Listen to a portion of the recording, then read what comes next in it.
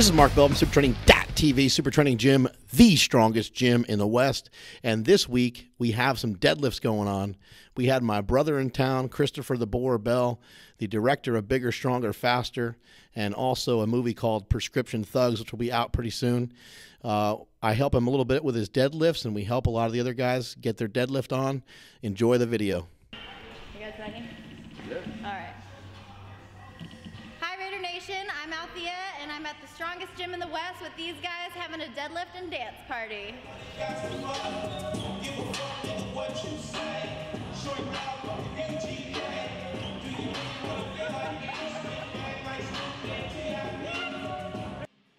You can see here we're deadlifting with some chains on the bar. That chain just went flying right off because I had too much of that caveman coffee that's sitting right there, that cold brew. Shit's unreal. You guys should try it. It's a sponsor for our podcast, so of course I'm going to plug it, but it's also a great product. Working with my brother here, Chris Bell, on his form and technique. And we're trying to get him locked in on the deadlift. He kind of ends up with a little bit of rounded back and ends up wasting a lot of energy over the bar. People trying to shoot forward. Their hips will lift up before the barbell moves off the floor. And when you see myself lifting in a couple minutes, you're kind of see a decent way to execute a deadlift. My form was a little bit better on this day than it has been. It's been something I've been working on, and hopefully I can do something with it. Hopefully I can work my way back toward the 700-pound deadlift. There's Detroit grinding on some deadlifts pretty hard with the sumo style. See, I'm trying to pull my shoulders up. This ridiculous outfit was inspired by Dave Ziski, who you're going to see in a minute, and also my boy Bob Evans. I don't know what they were doing, but they're wearing like cutoff. There you go. Look, what is going on here? A cutoff shirt with some sort of tight-ass shirt underneath it, and then he's got the same thing going on. God damn, that looks awful. I don't know what's going on in my gym, but I figured I'd copy it, and that's why I threw my tank top over top of my other shirt. There's Marcus working on his deadlift, something he's been struggling with a little bit.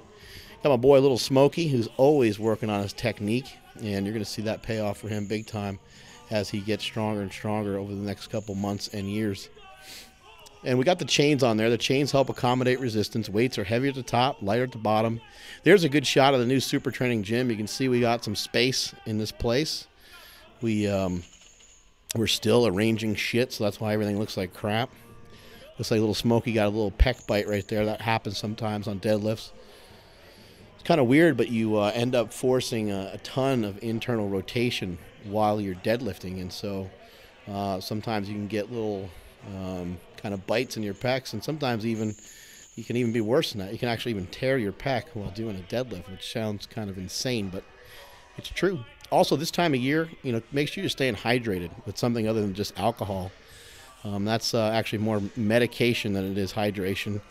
Around the holidays, being with your family members and stuff, but make sure you're staying hydrated, because it's not warm out. You kind of forget to drink water, and you forget to keep yourself hydrated as you would through the summertime. But the same rules apply when it's winter or whether it's summer. We need H2O in order to keep our muscles and tissues healthy, so stay on it. Otherwise, you'll end up with a bad cramp, or even worse, you'll end up blowing something off like I did to my bicep a few years ago. Blew that son bitch right off. So here we go. Setting up on some deadlifts. You're going to see I get my back tight, my arms tight, and I get myself in a position, get a little wiggle going there.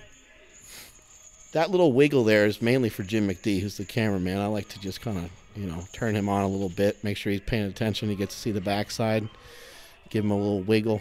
Jim's been doing this for a long time, and it's not easy to get him excited, but I think that wiggle might just do something for him.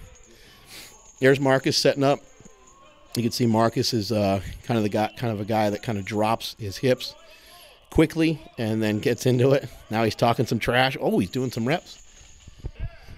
That style and that technique is to try to add a stretch reflex to the deadlift. There's not really one because the weights are a dead stop from the ground, and that's why it's called a deadlift. There's no eccentric portion to a deadlift.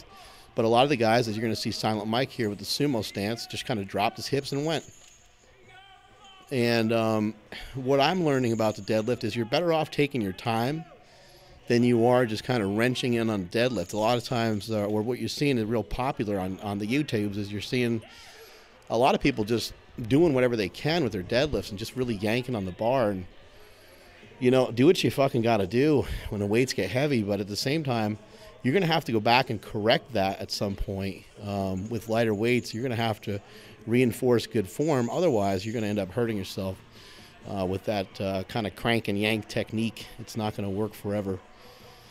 But I also am a firm believer in the fact that it is important to, you know, lift. When it's time to lift heavy, you just do what you got to do. You can't always practice perfect form. Weights get heavy, shit's going to fall apart. There I go with about 6 plates, chains on there. Wanted to do more reps, but I also felt like my pecs were going to blow apart, so I stopped right there. That's kind of the nice thing about the deadlift. When something feels tweaked or something feels hurt, you can just stop. Whereas with the bench press, you might have the weight over your body, or deadlift, you got the weight on your back. It's a little bit more dangerous. Deadlift, you can simply just drop it if you feel something's not feeling right, as Marcus did right there. Didn't look like that was going to get any better, so he put the weight down. Here's Dave Ziske getting himself fired up, getting ready for a big lift. Concentrating. He's got his Caffeine and Kilos hat. He's ready to rock and roll. Different people are going to do different things when they train. Some people are going to get fired up when they train. Some people are going to put on a lot of crazy music and get themselves in the zone. Other people are going to lift a little bit more calm.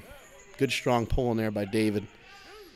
Getting in good position is something I've been working on with him a lot, especially in the squat and especially in the deadlift. As you can see here, and he's locking these out a little bit more comfortable than he has in the past. And you're going to see he goes for a real heavy deadlift coming up in a few minutes here. He's going to go for about 7 plates, I believe. But Max Aida has a great saying. He says, lift it perfectly or lift it whatever way you can. And I think that that's a good rule of thumb, but it's also important to always go back to trying to practice perfection with lighter weights at some point to make sure that you're reinforcing good technique. So here goes David with his last lift of the day, about 675 and about 60 pounds of chains on there. Might even be more than that. I don't know. The guy's a mutant. The guy's a freak. He's got a lot of weight on there. Now he's talking trash. He's going to go for a walk in the parking lot with it. We got one more pull here from Marcus. He's rounding over a little bit, leaning it back, and it successfully locks it in a position. Gets it caught on those big chunky legs. And that is it from supertraining.tv.